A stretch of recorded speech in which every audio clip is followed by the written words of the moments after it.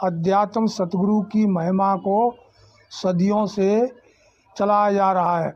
वो आत्मज्ञानी होते थे, मानव जाति को आत्मा का ज्ञान देते थे, लोग भगवान की भक्ति करते थे, बड़े अमन चैन के साथ सभी लोग मिलजुल करके रहते थे।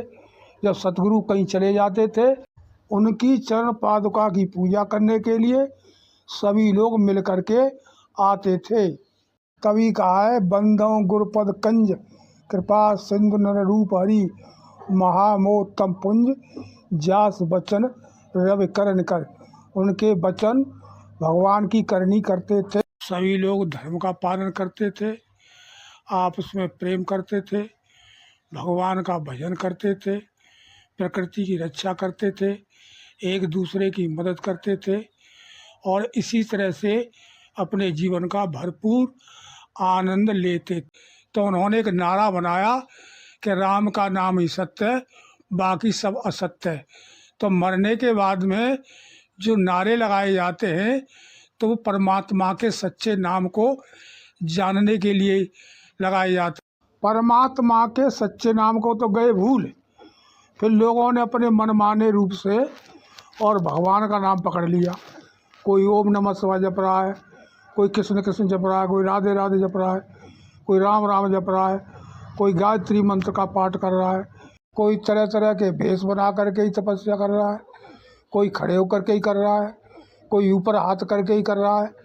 इस तरह का जो आडंबर दुनिया में फैल गया, इसीलिए तुलसीदास जी ने रामचरित मानस कलयुग केवल नाम आधारा सुमिर सुमिर नर उतरे पारा। कली काल के अंदर में कोई तपस्या व्रत तंत्र मंत्र पूजा पाठ यज्ञ हवन कुछ भी काम नहीं करेंगे। इनको भी सफल बनाने के लिए उसे परमात्मा के सच्चे नाम को प्राप्त करना होगा, तभी सभी शक्तियाँ उसकी रक्षा करेंगी। लेकिन उसको समय के तत्वदर्शी महापुरुष ब्रह्मज्ञानी सतगुरु की शरण में जाना पड़ेगा, तभी वह परमात्मा का सच्चा पवित्र नाम प्राप्त हो सकता है और तभी इस जीवन में मानव का कल्याण होगा।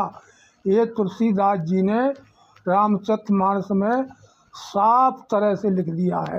श्वासों की कर सुमिरनी अजपा का कर जाप, सुरत शब्द में जोड़ दे हंसी आप ही आप। ये है परमात्मा का सच्चा नाम।